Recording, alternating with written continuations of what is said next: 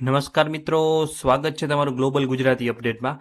આજે આપણે વાત કરશું દુનિયાભરના એવા 5 મોટા અને મહત્વના સમાચારોની જે સીધી અસર તમારા અને આપણા દેશ ઉપર પડવાની છે. મિડલ ઈસ્ટમાં રાષ્ટ્રપતિ ડોનાલ્ડ ટ્રમ્પની કઈ ઐતિહાસિક શાંતિ સમજૂતી ગ્લોબલ માર્કેટમાં હલચલ મચી ગઈ છે. ભારત અને અમેરિકાના સંબંધોને લઈને કયા મોટા સંકેતો સામે આવ્યા છે.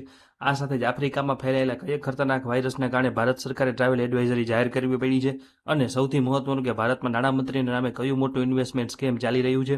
અને ગૂગલ સર્ચના એક નંબરે કેવી રીતે નિવૃત્ત આર્મી ઓફિસરના 12 લાખ રૂપિયા સાફ કરી દીધા. તમામ સનસનીખેજ અને સચોટ વિગતો જાણીશું આજના વિડીયોમાં, તો વિડીયોના અંત સુધી બની રહેજો. શરૂઆત કરીએ વૈશ્વિક રાજનીતિ અને બિઝનેસ જગતના સૌથી મોટા સમાચારની. આ સમાચાર સવારે આવી ગયા છે, લગભગ તમામ મિત્રોને મળી ગયા હશે. અને આપણે પણ ઇન્સ્ટાગ્રામમાં આના વિશે રીલ પોસ્ટ કરી હતી, આપણું જે માર્કેટ બુલેટિનનું પેજ છે તેના ઉપર. તો અમેરિકાના રાષ્ટ્રપતિ ડોનાલ્ડ ટ્રમ્પે વ્હાઇટ હાઉસના ઓવલ ઓફિસમાંથી એક અત્યંત મહત્વની જાહેરાત કરી છે કે તેમણે મિડલ ઈસ્ટના તમામ અગ્રણી દેશો જેવા કે સાઉદી અરેબિયા, યુનાઇટેડ અરબ અમીરાત, કતાર, તુર્કી, ઇજિપ્ત, જોર્ડન, બહેરીન અને પાકિસ્તાનના વડાઓ સાથે ખૂબ જ મહત્વપૂર્ણ ચર્ચા કરી છે. અને તમામ દેશો સાથે ઈરાનને લઈને એક મોટી શાંતિ સમજૂતી માટે કરાર કરવામાં આવ્યા છે, જે લગભગ ફાઇનલ થઈ ચૂક્યા છે. આ સાથે જ રાષ્ટ્રપતિ ટ્રમ્પે ઇઝરાયલ અને વડાપ્રધાન બેન્જામિન નેતન્યાહુ સાથે પણ સકારાત્મક વાતચીત કરી છે. અને ડીલની અંતિમ વિગતો ટૂંક સમયમાં જાહેર કરવામાં આવશે તેવું તેમણે ટ્વીટ કર્યું હતું. અને સૌથી મહત્વની વાત એ છે કે આ ડીલ અંતર્ગત સ્ટેટ ઓફ હોર્મુઝને ફરીથી ખોલવામાં આવશે, જે વૈશ્વિક વેપાર અને ક્રૂડ ઓઇલની સપ્લાય માટે ખૂબ જ નિર્ણાયક માનવામાં આવે છે. ઐતિહાસિક સમજૂતીથી ગ્લોબલ માર્કેટ ઉપર કેવી અસર થશે તેની સૌની નજર રહેશે. પણ દર્શક મિત્રો, રાષ્ટ્રપતિ ટ્રમ્પની જાહેરાત બાદ વૈશ્વિક બજારમાં ભારે હલચલ છે, પરંતુ આપણે આ ડીલની વાસ્તવિકતા અને અફવાઓ વચ્ચેનો તફાવત સમજવો ખૂબ જ જરૂરી છે. સૌથી પહેલા વાત એ છે કે હજુ સુધી કોઈ ફાઇનલ કરાર ઉપર સહી થઈ નથી, માત્ર એક ડ્રાફ્ટ ફ્રેમવર્ક તૈયાર થયું છે. તો કન્ફર્મ શું છે? તો રોયટર્સ અને CNN જેવા આંતરરાષ્ટ્રીય મીડિયાના અહેવાલ મુજબ ઈરાન 14 મુદ્દાને એક ડ્રાફ્ટ ફ્રેમવર્ક ચર્ચા કરી છે, જેમાં યુદ્ધ જેવી સ્થિતિનો અંત લાવવો, યુએસ નેવલ દરિયાઈ નાકાબંધી જે અમેરિકાએ કરી છે તેને હટાવી અને સ્ટેટ ઓફ હોર્મુઝને તબક્કાવાર રીતે ફરી ખોલવાનો સમાવેશ થાય છે. આ પરમાણુ મુદ્દાઓ અને પ્રતિબંધો ઉકેલવા માટે 30 થી 60 દિવસનો સમય નક્કી કરવામાં આવ્યો છે. તો શું કન્ફર્મ નથી? તો ઘણા મીડિયા અહેવાલોમાં એવું કહેવાય છે કે સ્ટેટ ઓફ હોર્મુઝ પહેલા જ દિવસથી સંપૂર્ણ ખુલી જશે, જે ખોટું છે. તે ધીમે ધીમે ખુલશે અને ઈરાન પરથી ઓઇલ પ્રતિબંધો પણ તરત જ નહીં, પરંતુ શરતો સાથે તબક્કાવાર હટાવવામાં આવશે.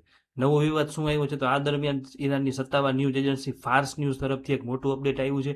ઈરાનનું કહેવું છે કે શાંતિ સમજૂતી હેઠળ તેનું કેટલીક આર્થિક મળવું જોઈએ, તેનું અમેરિકા નક્કી ન કરી શકે. અમેરિકા હાલમાં ઈરાનના ફ્રીઝ થયેલા ફંડને મુક્ત કરવા અને ઓઇલ પ્રતિબંધો સંપૂર્ણ હટાવવા માટે તૈયાર નથી. જો 60 દિવસનો વાટાઘાટા દરમિયાન ઈરાનને ઓઇલ વેચવાની મંજૂરી નહીં મળે તો $10 બિલિયન કમાઈ શકે છે. ઈરાનની ઓઇલ વેચવાની મંજૂરી મળે તો ઈરાન $10 બિલિયન કમાઈ શકે છે. ઈરાની નેતાઓએ સ્પષ્ટ કર્યું છે કે જો અમેરિકા છૂટછાટ નહીં આપે તો કરાર ફાઇનલ નહીં થાય. જો આ ડીલ સફળ થશે તો ક્રૂડ અને ગેસના ભાવ ઘટશે, પરંતુ જો વાતચીત તૂટી જશે તો સપ્લાય શોક વધી જશે અને માર્કેટમાં મોટી તેજી આવી શકે છે. આ ડીલ હજુ કાચી છે, તેના ઉપર આપણી નજર રહેશે. હવે વાત કરીએ ભારત અમેરિકા સંબંધો ઉપર મોટું અપડેટ. આ વૈશ્વિક હલચલ વચ્ચે ભારત માટે પણ અમેરિકાથી એક ખૂબ જ સકારાત્મક અને મજબૂત સમાચાર આવી રહ્યા છે. ભારતમાં અમેરિકાના એમ્બેસેડર સર્ગિયો ગોરે સોશિયલ મીડિયા ઉપર એક વ્યૂહાત્મક ભાગીદારીની સ્ટ્રેટેજિક પાર્ટનરશિપને લઈને મોટો સંદેશ આપ્યો છે. અમેરિકાના સેક્રેટરી સ્ટેટ માર્ક રૂબિયો, કે જે અત્યારે ભારતમાં છે, તેવા નિવેદનને ટાંકીને સ્પષ્ટ કર્યું છે કે અમેરિકા માટે ભારત સાથેના સંબંધો અત્યંત મહત્વપૂર્ણ છે અને આ ભાગીદારી એકદમ વાસ્તવિક છે. ગોરે ભારપૂર્વક જણાવ્યું છે કે આગામી સમયમાં બંને દેશો વચ્ચે સહયોગની અદ્ભુત સંભાવનાઓ રહેલી છે. આ નિવેદન દર્શાવે છે કે વૈશ્વિક અને પ્રાદેશિક સ્તરે ભારત અને અમેરિકા વચ્ચેનું કોઓપરેશન વધી રહ્યું છે અને ટ્રમ્પ પ્રશાસન મિડલ ઈસ્ટ સાથે સાથે ભારત સાથેના વેપાર અને વ્યૂહાત્મક સંબંધોને નવી ઊંચાઈ લઈ જવા માટે સંપૂર્ણ રીતે પ્રતિબદ્ધ છે. ભારતીય અર્થતંત્ર અને શેરબજાર માટે પણ ખૂબ જ પ્રોત્સાહક સંકેત ગણી શકાય. આગળ વાત કરીએ મોટું એલર્ટ કે નાણામંત્રીના નામ ઇન્વેસ્ટમેન્ટ સ્કીમ, રોકાણ કરતા પહેલા સાવધાન રહેજો. આંતરરાષ્ટ્રીય સમાચારોની વચ્ચે ભારતીય રોકાણકારો માટે એક અત્યંત મહત્વપૂર્ણ ચેતવણી અને સાવધાન કરવા જેવા સમાચાર આવ્યા છે. સોશિયલ મીડિયા ઉપર આજકાલ એક ફેક ન્યૂઝ અને બોગસ જાહેરાત ખૂબ જ વાયરલ થઈ રહી છે, જેમાં એવો દાવો કરવામાં આવ્યો છે કે કેન્દ્રીય નાણામંત્રી નિર્મલા સીતારામન, સુધા મૂર્તિ અને મુકેશ અંબાણી જેવા દિગ્ગજો દ્વારા ક્વોન્ટમ AI નામના એક રોકાણ પ્લેટફોર્મને મંજૂરી આપવામાં આવી છે. આ નકલી સ્કીમમાં લોકોને એવી લાલચ આપવામાં આવી રહી છે કે માત્ર ₹22,000 નાનું રોકાણ કરી અને કોઈ પણ વ્યક્તિ કોઈપણ પ્રકારના જોખમ વગર અને 100% સરકારી ગેરંટી સાથે 3 લાખ કે 30 લાખ રૂપિયા સુધી મસમોટી કમાણી કરી શકે છે. પણ સાવધાન રહેજો, ભારત સરકારની સત્તાવાર સંસ્થા PIB ફેક્ટ ચેક દ્વારા આ બાબતની તપાસ કરીને સ્પષ્ટ કરવામાં આવ્યું છે કે આ દાવો તદ્દન ખોટો, નકલી અને ભ્રામક છે. નાણામંત્રી કે ભારત સરકાર દ્વારા આવી કોઈ સ્કીમને સમર્થન આપવામાં આવ્યું નથી. આ માત્ર સાયબર ગુનેગારો દ્વારા લોકોને છેતરી અને તેમના કાળી મજૂરીના પૈસા પડાવી લેવાનું એક મોટું કૌભાંડ સ્કેમ છે. ગ્લોબલ ગુજરાતી અપડેટ તમને અપીલ કરે છે કે આવી કોઈ પણ શંકાસ્પદ લિંક ઉપર ક્લિક ન કરો. લોભામણી જાહેરાતોથી બચો અને સુરક્ષિત રહો. જો તમને પણ આવી કોઈ શંકાસ્પદ માહિતી મળે તો તુરંત જ તેની જાણ PIB ફેક્ટ ચેકને કરો.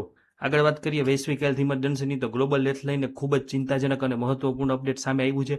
વર્લ્ડ હેલ્થ ઓર્ગેનાઇઝેશન એટલે કે WHO દ્વારા આફ્રિકામાં ફેલાયેલા એબોલા વાયરસના પ્રકોપને ધ્યાનમાં રાખીને public health emergency of international concern જાહેર કરવામાં આવી છે. આ સાથે જ આફ્રિકા CDCએ પણ તેને ખંડીય સુરક્ષા માટે પબ્લિક હેલ્થ ઇમરજન્સી જાહેર કરી છે. આ એબોલા વાયરસનો બુંદી બુગિયો સ્ટ્રેન છે, જે ખૂબ જ જોખમી. હાલમાં તેની કોઈ ચોક્કસ રસી કે સત્તાવાર સારવાર ઉપલબ્ધ નથી. આ ગંભીર પરિસ્થિતિને જોતા ભારત સરકારના સ્વાસ્થ્ય મંત્રાલય દ્વારા તાત્કાલિક ધોરણે સત્તાવાર ટ્રાવેલ એડવાઇઝરી જાહેર કરવામાં આવી છે, જેનો સ્ક્રીનશોટ પણ તમે સ્ક્રીન ઉપર જોઈ શકો છો.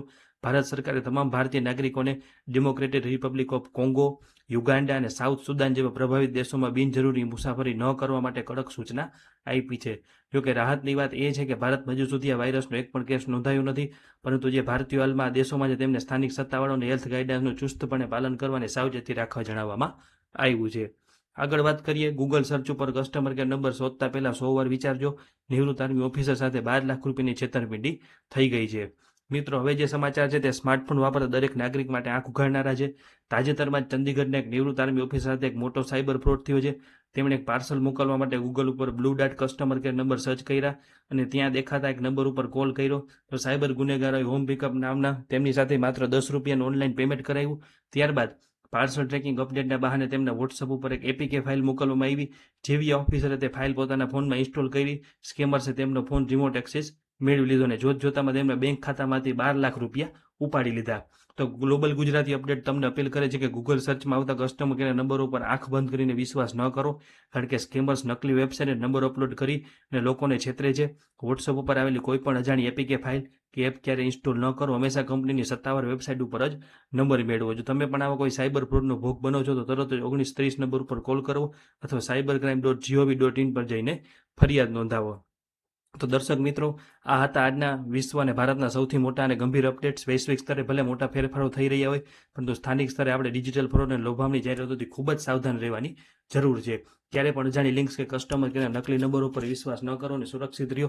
જો તમને અમારો પ્રયાસ અને સાચી માહિતી ગમી હોય તો ગ્લોબલ ગુજરાતી અપડેટ ચેનલ અત્યારે લાઇક કરો, તમારા મિત્રો અને પરિવાર સાથે શેર કરો, જેથી તેઓ પણ જાગૃત બને અને આવી જ સચોટ અને આંતરરાષ્ટ્રીય અને રાષ્ટ્રીય માહિતી સૌથી પહેલા મેળવવા માટે ચેનલને સબસ્ક્રાઇબ કરવાનું ના ભૂલતા. સ્ક્રીન ઉપર દેખાતા બે લાઇકોને જરૂર દબાવજો. ફરી મળીશું આવા જ મહત્વપૂર્ણ અને મોટા સમાચારો સાથે. ત્યાં સુધી આવજો. જય હિન્દ, જય જય ગરવી ગુજરાત. આભાર. જોડાયેલા રહેજો.